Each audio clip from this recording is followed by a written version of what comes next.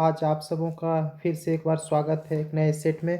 जो ट्यूटोरियल का set number जो है 5 आज हम लोग डिस्कशन करेंगे। जो टोटल क्वेश्चंस इसमें होंगे 150, जिसमें से हम लोग 75 जीके जीएस का क्वेश्चन इसमें डिस्कशन करेंगे। तो फिर चलते क्वेश्चंस की ओर बढ़ते हैं। तो पहला क्वेश्चन पूछा गया है कि संयुक्त राष्ट्र महासभा द्वारा विश्व सतत परिवहन दिवस किस तिथि को मनाने की घोषणा की गई है। तो किस तिथि की मनाने की घोषणा की गई है, तो इसका ऑप्शन जो होगा 5 नवंबर, 26 नवंबर, 27 और 7 जनवरी। तो इसका जो राइट आंसर आपका कौन सा हो जाएगा, तो 26 नवंबर आपका राइट आंसर हो जाएगा। अगले क्वेश्चन की ओर चलते हैं। अगला क्वेश्चन में पूछा गया है ऑपरेशन उपलब्ध का संबंध किससे है। ऑपरेशन उपलब्ध का संबंध किससे, आरपीएफ से, सीबीआई से, एनसीबी से, एनआईए से। तो इसका जो राइट आंसर कौन सा हो जाएगा, आरपीएफ से इससे संबंधित है। जो रेलवे का जो टिकट कालाबाजारी जो करने वाली गतिविधियों पर जो है अंकुश लगाने के उद्देश्य से रेलवे सुरक्षा बल द्वारा एक ऑपरेशन चलाया गया था, जिसका नाम है ऑपरेशन उपलब्ध। तो अगले क्वेश्चन की ओर चलते हैं। क्वेश्चन नंबर 3 में पूछा गया है 53वां दादा साहब फाल्के पुरस्कार 2021 से किस अभिनेता या अभिनेत्री को सम्मानित किया गया है। किसको सम्मानित किया गया है, आशा पारेख, अमिताभ बच्चन, रजनीकांत या वहीदा रहमान। तो इसका जो राइट आंसर हो जाएगा कौन सा हो जाएगा, तो वहीदा रहमान इसका राइट आंसर हो जाएगा। तो 2020 का जो था वो कौन थे, आशा पारेख, 2019 का रजनीकांत, 2018 का अमिताभ बच्चन और 2017 का कौन थे, तो विनोद खन्ना थे। तो और इसमें एक बात और, प्रथम दादा साहेब फाल्के अवार्ड किनको मिला था, तो देविका रानी को। कब मिला था, तो 1969 को मिला था। तो क्वेश्चन नंबर 4 में चलते हैं। क्वेश्चन नंबर 4 में पूछा गया है हाल ही में भारत के हरित क्रांति के जनक एम.एस. स्वामीनाथन का निधन हो गया है। उन्हें किस वर्ष विश्व खाद्य पुरस्कार से सम्मानित किया गया था। एम.एस. स्वामीनाथन का निधन हो गया, उन्हें किस वर्ष विश्व खाद्य पुरस्कार से सम्मानित किया गया था। तो क्वेश्चन नंबर 4 की आंसर जो हो जाएगा 1987 में इनका विश्व खाद्य पुरस्कार से सम्मानित किया गया था। 5वां नंबर क्वेश्चन में है लॉजिस्टिक प्रदर्शन सूचकांक प्रति वर्ष किसके द्वारा जारी किया जाता है। लॉजिस्टिक प्रदर्शन सूचकांक प्रति वर्ष किसके द्वारा जारी किया जाता है, तो ये विश्व बैंक के द्वारा जारी किया जाता है, विश्व बैंक के द्वारा जारी किया जाता है। तो अगला क्वेश्चन में चलते हैं। किस राष्ट्रीय उद्यान में हाल ही में गज उत्सव 2023 का आयोजन किया गया है 2023 में कब किया गया है, तो किसमें कहाँ किया गया था, तो 6 का जो राइट आंसर आपका हो जाएगा काजीरंगा राष्ट्रीय उद्यान किया गया था। और यह भारत का 2023 में जो है। तो अगले क्वेश्चन में चलते हैं। 6 के बाद 7 में देखते हैं 2023 में कितने व्यक्तियों को पद्म विभूषण पुरस्कार 2023 से सम्मानित किया गया। 2023 का पद्म विभूषण से किसे सम्मानित, कितने लोगों को सम्मानित किया गया है, तो 7 का जो राइट आंसर हो जाएगा आपका ऑप्शन नंबर सी, 6 को किया गया था। तो कौन कौन थे, श्री बालकृष्ण दोषी, श्री जाकिर हुसैन, श्री एस कृष्ण, श्री दिलीप महालनोबिस और श्री निवासन वर्धन और जो लास्ट है श्री मुलायम सिंह यादव को किया गया था। तो अगला क्वेश्चन नंबर 8 में पूछा गया है 15वां ब्रिक्स शिखर सम्मेलन 2023 का आयोजन कहाँ किया गया। 15वां ब्रिक्स शिखर सम्मेलन 2023 का कहाँ किया गया, भारत, ब्राज़ील, चीन या फिर दक्षिण अफ्रीका। तो कहाँ किया गया, तो दक्षिण अफ्रीका में किया गया था इसका। और ब्रिक्स का जो स्थापना कब किया गया था, तो 2009 में इसकी स्थापना की गई थी। अगला क्वेश्चन नंबर 8 में पूछा, 8 के बाद 9 की ओर चलते हैं। 9 में पूछा गया है संतोष ट्रॉफी 2023 के उप विजेता। देखिए दोस्तों, यहाँ पे उप विजेता की बात की गई है, तो कौन, कर्नाटक, मेघालय, केरल या फिर नागालैंड। इसका जो राइट आंसर कौन सा हो जाएगा आपका, तो मेघालय आपका संतोष ट्रॉफी का उप विजेता मेघालय थे। जबकि और विजेता टीम कौन था, कर्नाटक। विजेता कौन था, कर्नाटक था। इसका जो के आयोजन कहाँ हुआ था, भारत तथा सऊदी अरब में हुआ था। भारत और सऊदी अरब में इसका आयोजन किया गया था। विजेता केरल था और उप विजेता मेघालय। किस आईआईटी द्वारा आप प्रहरी मोबाइल ऐप को लॉन्च किया गया? तो इसका जो राइट आंसर कौन सा हो जाएगा? आईआईटी दिल्ली ने किया था। द इंडियन मेट्रोपोलिस पुस्तक के लेखक कौन है? द इंडियन मेट्रोपोलिस पुस्तक के लेखक कौन थे? तो इसका जो राइट आंसर कौन थे? तो आपका फिरोज गांधी थे। कोली कोली लोक नृत्य का संबंध किस राज्य से? कोली लोक नृत्य का संबंध किस राज्य से है? महाराष्ट्र, मणिपुर, गुजरात, असम। इसका जो राइट आंसर कौन सा हो जाएगा आपका दोस्तों? तो ये महाराष्ट्र हो जाएगा। अगले क्वेश्चन की ओर चलते हैं। क्वेश्चन नंबर 13 में अंतर्राष्ट्रीय श्रम संगठन का मुख्यालय कहाँ है? अंतर्राष्ट्रीय श्रम संगठन का मुख्यालय कहाँ स्थित है? तो आपका ये राइट आंसर हो जाएगा जिनेवा हो जाएगा। और 14 नंबर में पूछा गया है कैगा परमाणु विद्युत गृह की स्थापना कब की गई थी? कैगा परमाणु विद्युत गृह की स्थापना कब की गई थी? 1992, 94, 2000, 2002। तो इसका जो राइट आंसर कौन सा हो जाएगा? 2000 में हो जाएगा। तो कैगा परमाणु विद्युत 2000 में किया गया था। नरौरा का कब किया गया था दोस्तों? कमेंट्स करके जरूर बताएंगे। तो अगले क्वेश्चन की ओर चलते हैं। चेकमेट बिशप तथा गैम्बिट शब्द का संबंध किस खेल से? चेकमेट बिशप गैम्बिट शब्द किससे संबंधित, किस खेल से? खो खो, शतरंज, क्रिकेट या फिर हॉकी। तो इसका जो राइट आंसर हो जाएगा आपका शतरंज से संबंधित है। अगला क्वेश्चन नंबर 16। भारत में निम्न में से कौन राजकोषीय नीति निर्धारित करता है? राजकोषीय नीति कौन निर्धारित करता है? नीति आयोग, वित्त मंत्रालय, भारतीय रिजर्व बैंक। तो इसका जो राइट आंसर कौन सा हो जाएगा? 16 का सी हो जाएगा। तो वित्त मंत्रालय करता है। अगला क्वेश्चन की ओर चलते हैं। बजट एक लेख पत्र है किसका? सरकार की मौद्रिक नीति का, सरकार की वाणिज्यिक नीति का, सरकार की राजकोषीय नीति का, सरकार की मुद्रा बचत नीति का। तो इसका जो राइट आंसर कौन सा हो जाएगा आपको दोस्तों? सरकार की राजकोषीय नीति का ऑप्शन नंबर सी हो जाएगा। और जो वित्तीय वर्ष जो चलता है कब से कब चलता है? 1 अप्रैल से 31 मार्च तक चलता है, वित्तीय वर्ष चलता है। क्वेश्चन नंबर 17 की से बाद 18 की ओर चलते हैं। 18 में पूछा गया है, मिलान करने की बात की गई है। तो ओपन जनरल इंश्योरेंस किससे संबंधित है? ट्राइसेम, थोक मूल्य सूचकांक, नकदी रिजर्व अनुपात। तो इसका जो राइट आंसर 18 में देखते हैं, 18 में होगा। तो ओपन जनरल इंश्योरेंस किससे संबंधित है? तो विदेशी व्यापार से संबंधित है। ट्राइसेम किससे संबंधित है? तो रोजगार से संबंधित है। थोक मूल्य सूचकांक किससे संबंधित है? तो मुद्रास्फीति से संबंधित है। नकदी रिजर्व अनुपात ऋण नियंत्रण से संबंधित है। तो इसका जो right answer option number A आपका राइट आंसर हो जाएगा। फिर चलते क्वेश्चन नंबर 19 की ओर बढ़ते हैं। भारत में पहली पंचवर्षीय योजना का आधार क्या था? पहली पंचवर्षीय योजना का आधार क्या था? Herod Domar model, Mahalanobis model, दादा भाई नौरोजी मॉडल या फिर नेहरू मॉडल। तो इसका जो राइट आंसर कौन सा हो जाएगा? एचडी मॉडल हो जाएगा। एचडी हेरोड डोमर मॉडल हो जाएगा, जो 1 अप्रैल 1951 से 31 मार्च 1956 तक ये चला था। तो अगले क्वेश्चन की ओर चलते हैं। क्वेश्चन नंबर 20 में पूछा गया है, मिलान करने की बात इसमें कौन कालानुक्रम जो है व्यवस्थित किया गया है। तो चलते हैं 20 नंबर क्वेश्चन में गरीबी हटाओ, बैंकों का राष्ट्रीयकरण, हरित क्रांति का प्रारंभ। तो इसका पहले हरित क्रांति कब हुआ था?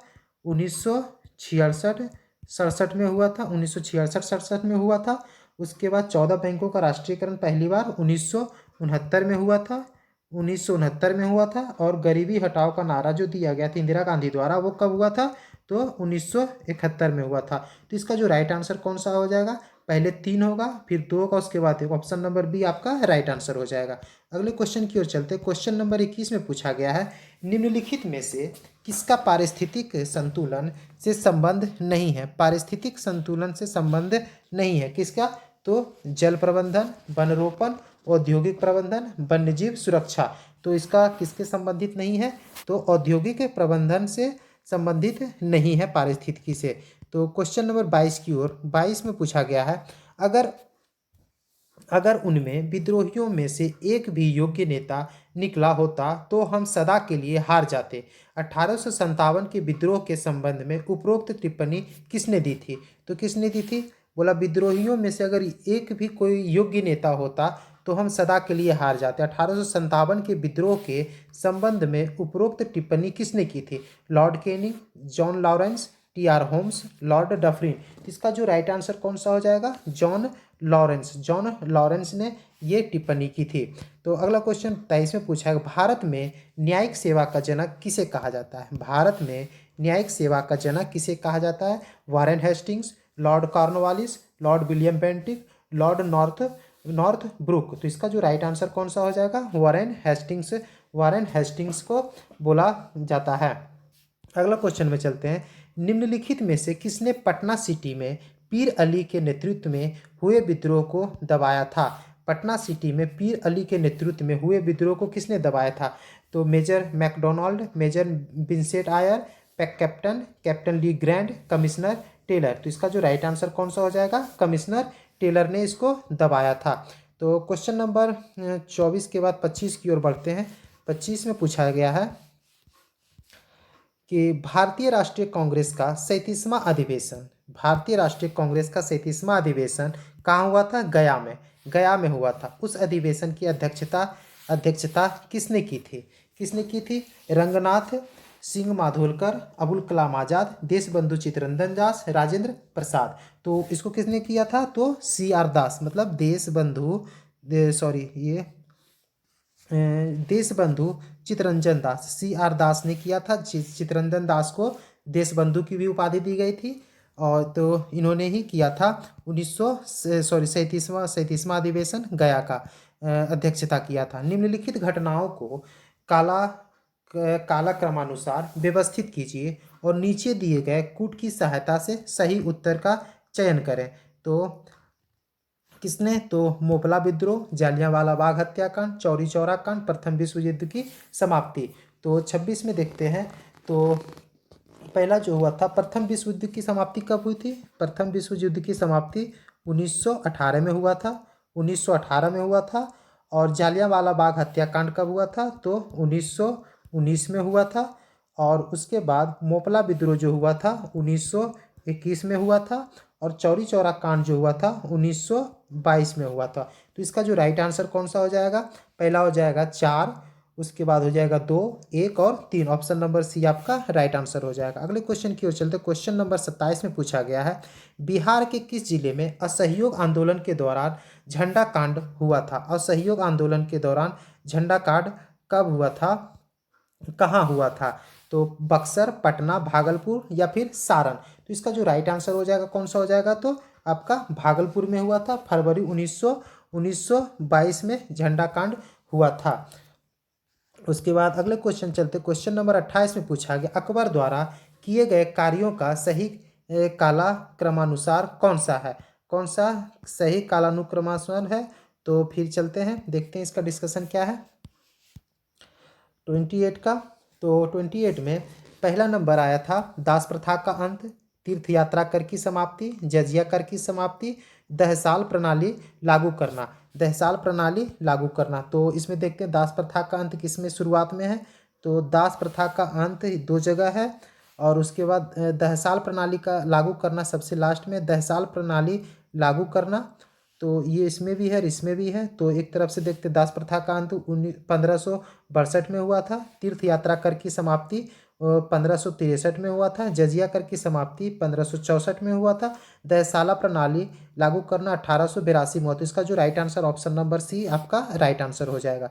तो दारा सिकोह किस सूफी मत से प्रभावित था? दारा सिकोह जो था वो किस सूफी मत से प्रभावित था? चिश्ती संप्रदाय, कादरी संप्रदाय, फिरदौसी संप्रदाय, सत्तारी संप्रदाय। तो इसका जो किससे था? तो कादिरी संप्रदाय से वो प्रभावित था। निम्नलिखित में से कौन सा हड़प्पा कालीन नगर 3 भागों में विभाजित था? हड़प्पा कालीन नगर जो था 3 भागों में विभाजित था। लोथल, बनावली, धौलावीरा, कालीबंगा। तो इसका जो राइट आंसर कौन सा हो जाएगा आपका? धौलावीरा। धौलावीरा जो 3 भागों में ये विभाजित था। अगले क्वेश्चन की ओर चलते हैं। किस बौद्ध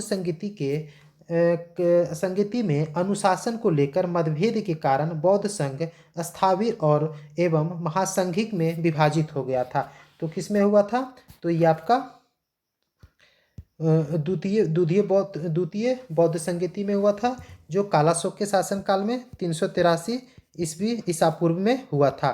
तो अगला क्वेश्चन नंबर 32 में पूछा गया है, मौर्य काल में संस्था एवं संचार, मौर्य काल में संस्था एवं संचार का संबंध निम्नलिखित में से किससे था?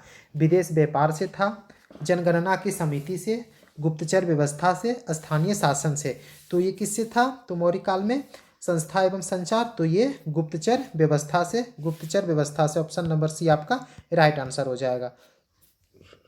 उसके बाद मेगास्थनीज द्वारा भारतीय समाज को 7 वर्गों में बांटा गया। निम्नलिखित में से कौन 7 वर्गों में सम्मिलित नहीं था? कौन सम्मिलित नहीं था? किसान, सैनिक, क्षत्रिय, कारीगर या शिल्पी। तो कौन था ये आपका क्षत्रिय इसमें शामिल नहीं था। तो अगले क्वेश्चन में चलते हैं। निम्नलिखित में से कौन सा द्वीप भारत और श्रीलंका के मध्य स्थित है? भारत और श्रीलंका के मध्य कौन सा स्थित? लक्षद्वीप, न्यूमूर, रामेश्वरम, इनमें से कोई नहीं। तो ये आपका रामेश्वरम हो जाएगा। न्यूमूर किसके? भारत और बांग्लादेश के समक्ष है। लक्षद्वीप तो अरब सागर में आपका स्थित। ऑप्शन नंबर सी आपका राइट आंसर हो जाएगा। भारत का कौन सा पतन लौह अयस्क निर्यात करने वाला सर्वप्रमुख पतन है? लौह अयस्क निर्यात कहाँ से किया जाता है? मार्मागाओ, कोचीन, बम्बई या फिर पारादीप। तो इसका जो राइट आंसर कौन सा हो जाएगा? तो मार्मागाओ आपका राइट आंसर हो जाएगा। यह पतन कहाँ स्थित है? मार्मागाओ जो है आपका गोवा में स्थित है। अगले क्वेश्चन के चलते हैं। क्वेश्चन नंबर 36, हिंद महासागर में सबसे बड़ा द्वीप कौन सा है? हिंद महासागर में सबसे बड़ी द्वीप जो है वो कौन सा? Maldives, Lakshadweep, Madagascar, Sumatra. तो इसका जो राइट आंसर आपका कौन सा हो जाएगा? तो मेडागास्कर आपका राइट आंसर हो जाएगा। इसका क्षेत्रफल कितना है दोस्तों? तो 2,26,658 वर्ग मील में यह फैला हुआ है। अगले क्वेश्चन में चलते हैं। गंगा का डेल्टा निम्न में से किस प्रकार का डेल्टा का उदाहरण है? गंगा का डेल्टा किस प्रकार का उदाहरण है? पक्षी पंजा डेल्टा, ज्वार नदमुखी डेल्टा, चापाकार डेल्टा या रुंडित डेल्टा। 37 का जो कौन सा हो जाएगा? चापाकार डेल्टा। चापाकार डेल्टा की तरह है। आल्प्स पर्वत के उत्तरी ढाल के सहारे स्विट्जरलैंड में बहने वाले स्थानीय पवन कौन सा है? स्थानीय पवन की बात की जा रही है। चिनूक, फॉन, मिस्ट्रल या फिर बोरा। तो आपका जो राइट आंसर कौन सा हो जाएगा? तो फॉन आपका राइट आंसर हो जाएगा। अगला क्वेश्चन नंबर 39 में बोला गया है, भूकंप का सर्वाधिक प्रभाव डैश पर होता है। कहाँ होता है? भूकंप जब आता है तो उसका सर्वाधिक प्रभाव कहाँ होता है? अधिकेंद्र, उद्गम केंद्र, केंद्र या बाध्य स्थल। 39 का कहाँ हो जाएगा? तो आपका अधिकेंद्र में इसका सबसे ज्यादा प्रभाव पड़ता है। निहारिका, इसमें फिर 40 में पूछा गया है निहारिका क्या है? तो निहारिका एक तप्त गैस का बादल, एक तप्त गैस का गोला, धूल और मिट्टी के कणों का मिश्रण, तारा का जलता स्वरूप। तो आपका राइट आंसर इसमें कौन सा हो जाएगा? एक तप्त गैस का बादल हो गया। एक तप्त गैस का बादल, ऑप्शन नंबर ए आपका राइट आंसर हो जाएगा। फिर 41 की ओर चलते हैं। 41 में पूछा गया है, इसमें मिलान करने की बात की जा रही है, वन्यजीव अभ्यारण्य और राज्य से संबंधित। तो वन्यजीव अभ्यारण्य, तो नामदफा कहाँ पड़ जाता है दोस्तों? तो नामदफा अरुणाचल में हो जाता है। पेरियार कहाँ हो गया? तो केरल में हो गया। बांदीपुर कहाँ हो गया? तो कर्नाटक हो गया। लामजाओ कहाँ है? तो मणिपुर में हो गया। तो इसका जो राइट आंसर कौन सा हो जाएगा? ऑप्शन नंबर ए आपका राइट आंसर हो जाएगा।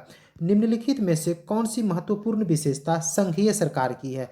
संघीय सरकार की कौन सी महत्वपूर्ण है? तो 42 का, तो संविधान की सर्वोच्चता, ये भी संघीय है। 2 या 2 से अधिक स्तर वाली सरकार जी, स्वतंत्र न्यायपालिका भी है। लेकिन आपातकालीन प्रावधान जो है वो संघीय, आपातकालीन जो, तो संघीय नहीं बल्कि एकात्मक, सॉरी हाँ, आपातकालीन जो होता है वो सिर्फ केंद्र सरकार की बात करता है, संघीय की नहीं। तो ये आपका 1, 2, 3 आपका राइट आंसर हो जाएगा।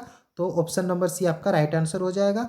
तो फिर अगले क्वेश्चन 43 में देखते हैं। 43 में प्राण एवं दैहिक स्वतंत्रता के अधिकार का वर्णन संविधान के किस अनुच्छेद में किया गया? प्राण एवं दैहिक स्वतंत्रता 22, 21, 20, 23। तो आपका जो राइट आंसर कौन सा हो जाएगा? अनुच्छेद 21। अनुच्छेद 21 की बात की गई है। 20 में क्या बोला गया? अपराधों के लिए दोष सिद्धि के संबंध में संरक्षण, और कुछ, और 22 में बोला कुछ दशाओं में गिरफ्तारी और निरोध से संरक्षण। 23 में मानव दुर्व्यापार और वो बलात्श्रम पर निषेध की बात की गई है 23 में। तो अगले क्वेश्चन की ओर चलते हैं। किसी राज्य के लोक सेवा आयोग के कार्यों को निम्नलिखित में से किस एक के अनुमोदन से संघ लोक सेवा आयोग को सौंपा जाता है। इसमें बोला है किसी राज्य के लोक सेवा आयोग के कार्यों को निम्नलिखित में से किस एक के अनुमोदन से संघ लोक सेवा आयोग को सौंपा जा सकता है। तो संबंधित राज्य के राज्यपाल, संबंधित राज्य के मुख्यमंत्री, प्रधानमंत्री या भारत के राष्ट्रपति। तो भारत के राष्ट्रपति आपका राइट आंसर हो जाएगा। 44 में बोला 45 में निम्नलिखित में से नीति निर्देशक तत्वों के बारे में कौन सा असत्य की बात की गई है। ठीक ना। तो इसमें देखते हैं संविधान के भाग 4 में है आयरलैंड से भी लिया गया। नीति निर्देशक तत्व न्यायालय में परिवर्तनीय नहीं है, एकदम सही बात है, कहीं भी परिवर्तनीय नहीं है। और डी में बोला इनका मूल उद्देश्य जो हो गया लोकतंत्र की स्थापना करना है। जी नहीं, इसका लोकतंत्र की स्थापना करना नहीं है, बस अपने अनुसार से ये एक मदद की भाव से इसको रखा गया है। तो अगला क्वेश्चन में चलते हैं। क्वेश्चन नंबर 46 में पूछा गया है वर्तमान में राज्यसभा के कितने सदस्य केंद्र शासित प्रदेशों से चुनकर आते हैं। राज्यसभा से केंद्र शासित प्रदेशों से चुनकर आते हैं राज्यसभा के सदस्य 4, 8, 9 या फिर 7। तो इसका जो राइट आंसर कौन सा हो जाएगा आपका, राइट आंसर बी नंबर हो जाएगा 8। तो राज्यसभा की चर्चा 80 में की गई है और अधिकतम राज्यसभाओं की संख्या कितनी होती है, तो 250 होती है, जिसमें से 225 राज्यों से चुन के आते हैं, केंद्र शासित प्रदेशों से 8 सदस्य आते हैं, 12 सदस्य जो होता है राष्ट्रपति द्वारा नामित किया जाता है, जो समाहित होता है कला, साहित्य एवं सामाजिक क्षेत्रों में से मनोनीत किए जाते हैं। 47 में पूछा गया बिहार में लोकसभा के लिए आवंटित सीटों में से कितना अनुसूचित जातियों के लिए आरक्षित है। अनुसूचित जातियों के लिए कहाँ, तो लोकसभा की बात की जा रही है, तो कितना है, तो आपका 6 हो जाता है। और बिहार लोकसभा की बात की जाए सिर्फ बिहार 40 में से 6 जो होता है अनुसूचित जातियों के लिए ये इसमें नामित किया जाता, आरक्षित है बिहार लोकसभा से। भारत में राष्ट्रपति पर महाभियोग चलाने के लिए कम से कम कितने दिनों की पूर्व सूचना आवश्यक है, तो कितने, तो 14 दिनों की पूर्व सूचना आवश्यक है। भारतीय निर्वाचन आयोग को सर्वप्रथम किस वर्ष बहुसदस्यीय निकाय बनाया गया था। भारतीय निर्वाचन आयोग को सर्वप्रथम किस वर्ष बहुसदस्यीय निकाय बनाया गया था। 1989, 1990, 1991, 1993। तो इसका जो राइट आंसर कौन सा हो जाएगा, 1989 आपका राइट आंसर हो जाएगा। जनसंख्या नियंत्रण एवं परिवार नियोजन संविधान के 7वीं अनुसूची में किस सूची का विषय है। जनसंख्या नियंत्रण एवं परिवार नियोजन 7वीं अनुसूची की किस सूची का विषय है। संघ सूची, राज्य सूची, समवर्ती सूची, अवशिष्ट सूची। तो 50 का सी हो जाएगा, समवर्ती सूची से संबंधित है। तो वाहनों में लगे रियर व्यू मिरर द्वारा उत्पन्न आवर्धन कितना होता है। कितना होता है रियर व्यू का उत्पन्न आवर्धन, 1 से कम, 1 से अधिक, 1 के बराबर। इसके सामने वस्तु की स्थिति के आधार पर 1 से अधिक या कम हो सकता है। तो ये कितना हो जाएगा, तो 1 से कम होता है।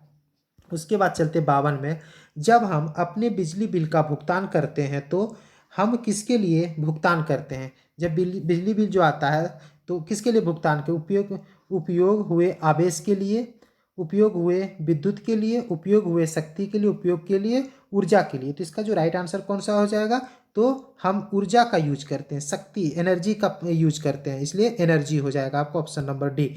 एक परिपथ में प्रभावी प्रतिरोध को बढ़ाने के लिए प्रतिरोधों को जोड़ा जाता है कितना, श्रृंखला में या फिर समानांतर में। तो इसका जो राइट आंसर कौन सा हो जाएगा, केवल एक आपका श्रृंखला में जोड़ा जाता है। तो 53 की ओर चलते 54 में एक लड़की झूले पर बैठे स्थिति में झूला झूल रही है। उस लड़की के खड़े हो जाने पर दोलन का आवर्तकाल कितना होगा। मतलब एक लड़की है जो झूले पे झूल रही है, लड़की के खड़े हो जाने पर दोलन का आवर्तकाल कितना होगा। कम हो जाएगा, अधिक हो जाएगा, लड़की की ऊंचाई पर निर्भर करेगा, अपरिवर्तित रहेगा। जो इसका जो राइट आंसर कितना हो जाएगा, तो ये कम हो जाएगा। 54 रॉकेट गति के किस नियम पर कार्य करता है? रॉकेट जो है किस नियम पर कार्य करता है? तो किस पे काम करता है आपका? तो ये आपका न्यूटन के तीसरा नियम पे काम, न्यूटन के थर्ड लॉ पे ये काम करता है। जब 1 जूल का कार्य 1 सेकेंड में किया जाता है तो शक्ति कितनी होती है? तो शक्ति कितनी हो जाती है? शक्ति पावर बराबर कितना हो जाता है? पावर बराबर क्या हो जाता है पहले ये देखते हैं। पावर बराबर जो होता है आपका कार्य बटे समय हो जाता है, ठीक। तो एक पावर 1 वाट दे दिया, 1 वाट पावर दिया हुआ, 1 जूल 1 सेकेंड दिया हो, तो इसका जो राइट आंसर कितना हो जाएगा? अतः 1 वाट को 1 जूल/सेकेंड के लिए परिभाषित किया जा सकता है। 1 जूल/सेकेंड, 1 जूल/सेकेंड के लिए परिभाषित किया जा सकता है, तो इसका मतलब हो जाएगा 1 वाट हो जाएगा, आपका राइट आंसर हो जाएगा। तो अगले क्वेश्चन, 1 हर्ट्ज होता है, 1 हर्ट्ज बराबर कितना होता है? प्रति मिनट 1 कंपन, तो प्रति मिनट 60 कंपन के बराबर हो जाता है। निम्नलिखित में से कौन सा एक एंटीबायोटिक नहीं है? कौन सा एक एंटीबायोटिक नहीं है? तो आपका इनमें से कोई नहीं आपका एंटीबायोटिक है। एंटीबायोटिक कौन सा होता है? एरिथ्रोमाइसिन हो गया, पेनिसिलिन हो गया, स्ट्रेप्टोमाइसिन हो गया, पेनिसिलिन और एक्टिडीन हो गया, टेरामाइसिन इत्यादि आपका एंटीबायोटिक हो जाता है। अगला क्वेश्चन होता है, मायोग्लोबिन में कौन सी धातु होती है? मायोग्लोबिन में कौन सी धातु होती है? तो कौन सी हो जाती है इसमें? तो लोहा इसमें पाया जाता है। निम्नलिखित में से सही सुमेलित को चुनना है। उत्पादक हिरन हो गया, प्राथमिक उपभोक्ता तेंदुआ, गौण उपभोक्ता घास, अपघटक बैक्टीरिया। तो आपका अपघटक जो हो जाता है आपका, तो बैक्टीरिया आपका सही सुमेलित किया गया है। उत्पादक में कौन सा आ जाता है? पेड़ पौधे हो गया, शैवाल हो गया, प्राथमिक उपभोक्ता बकरी हो गया, हिरन हो गया, उसके बाद द्वितीय उपभोक्ता सांप हो गया, तृतीय उपभोक्ता तेंदुआ बाघ हो गया। अपघटक कौन सा हो जाता है दोस्तों? तो बैक्टीरिया वो कवक हो जाता है। तो इसका right answer option number D हो गया। तो 61 में देखें, 61 में पूछा गया, मनुष्य में एफ्लाटॉक्सिन खाद्य विषाक्तन द्वारा सामान्यतः कौन सा अंग प्रभावित होता है? एफ्लाटॉक्सिन द्वारा खाद्य विषाक्तन द्वारा सामान्यतः कौन सा अंग प्रभावित होता है? फेफड़ा, यकृत, वृक्क या फिर हृदय। तो इसका जो राइट आंसर हो जाएगा आपका यकृत हो जाएगा। शुष्क शुष्क स्थानों जैसे मरुस्थल या बर्फीले में उगने वाले पौधे को क्या कहते हैं? तो क्या कहते हैं इसको? जीरोफाइट, हेलोफाइट, हाइड्रोफाइट या फिर सेक्यूलेंट। तो इसका जो राइट आंसर कौन सा हो जाएगा? जीरोफाइट हो जाएगा, आपका राइट आंसर हो जाएगा। उसके बाद हेलोफाइट क्या होता है? नमक युक्त मिट्टी वाली पौधे हो जाता है। हाइड्रोफाइट जो होता है जलीय क्षेत्र वाले पौधे हो गए। और सेल्यूलेंट जो होता है पौधे का मोटा भाग जिसमें पानी जमा होता है। तो अगले क्वेश्चन नंबर 63 की ओर चलते हैं। टाइफाइड तथा कॉलरा, टाइफाइड तथा कॉलरा किसका उदाहरण है? वायुजन्य रोगों का, जलजन्य रोगियों का, संक्रामक रोगों का, आनुवांशिक रोगों का। तो 63 का जो राइट आंसर हो जाएगा जलजन्य रोगों का, जलजन्य रोगों का राइट आंसर। मानव आंखें किस तरंगदैर्घ्य की प्रकाश में सबसे सहूलियत अनुभव करता है? किसमें करता है? तो आपका जो राइट आंसर हो जाएगा 1500 एंगस्ट्रम, 5500 एंगस्ट्रम में सहूलियत प्रदान करता है। सौर ऊर्जा एटीपी में बदलता है। सौर ऊर्जा एटीपी में क्या बदलता है? क्लोरोप्लास्ट, राइबोसोम, माइटोकॉन्ड्रिया, पर ऑक्सीसोम। तो आपका राइट आंसर कौन सा हो जाएगा? क्लोरोप्लास्ट आपका राइट आंसर हो जाएगा। निम्नलिखित में से किस हार्मोन में आयोडीन मिली होती है? किस में आयोडीन मिली होती है? तो थायरॉक्सिन हो गया, टेस्टोस्टेरोन हो गया, तो एडिनलिन हो गया, फिर इंसुलिन हो गया। तो इसमें किस में हो जाएगा आपका? तो थायरॉक्सिन, थायरॉक्सिन में आयोडीन मिली होती है। पौधों में पानी पहुंचाया जाता है किसके द्वारा? जाइलम, एपिडर्मिस, कैम्बियम या फिर फ्लोएम। तो इसका जो राइट आंसर कौन सा हो जाएगा आपका? तो जाइलम, जाइलम देखिए, जल, जो से जल, जो से जाइलम, तो जाइलम इसका राइट आंसर है। निम्न में से सबसे मीठी चीनी कौन है? फ्रुक्टोज, ग्लूकोज, माल्टोज या फिर सुक्रोज। तो राइट आंसर कौन सा हो जाएगा? तो फ्रुक्टोज आपका राइट आंसर हो जाएगा। अगले क्वेश्चन नंबर 69 में देखते हैं। मिलान करने की बात की गई है। शून्य द्रव्यमान, तो शून्य द्रव्यमान, आंशिक आवेश, आंशिक प्रचक्रण, पूर्णांक प्रचक्रण। तो इसका जो राइट आंसर 69 का देखते हैं, मिलान कर लेते हैं पहले। शून्य द्रव्यमान न्यूट्रॉनों से संबंधित है। उसके बाद आंशिक ओवर क्वार्क से संबंधित है। आंशिक चक्रण जो प्रचक्रण जो हो गया पॉजिट्रॉन से संबंधित है। पूर्णांक प्रचक्रण फिनॉन से संबंधित है। तो इसका जो right answer option number A आपका राइट आंसर हो जाएगा। अगला क्वेश्चन चलते हैं, निर्वात में ध्वनि की गति कितनी होती है? निर्वात में ध्वनि की गति कितनी होती है? तो ये आपका डी, इनमें से कोई नहीं दिया गया है, तो इसमें से कोई नहीं होगा दोस्तों, क्योंकि निर्वात की बात की जा रही है, निर्वात की बात की जा रही है, तो इसमें शून्य हो जाएगा। निर्वात में ध्वनि की गति शून्य होती है। निम्नलिखित में से कौन मूल तत्व है? मूल तत्व कौन इसमें है? तो हीरा जो है आपका मूल तत्व हो जाता है। हीरा आपका मूल तत्व हो जाता है। 71 के बाद 72 की ओर चलते हैं। निम्नलिखित में से कौन सा विस्फोटक नहीं है? कौन सा विस्फोटक नहीं है?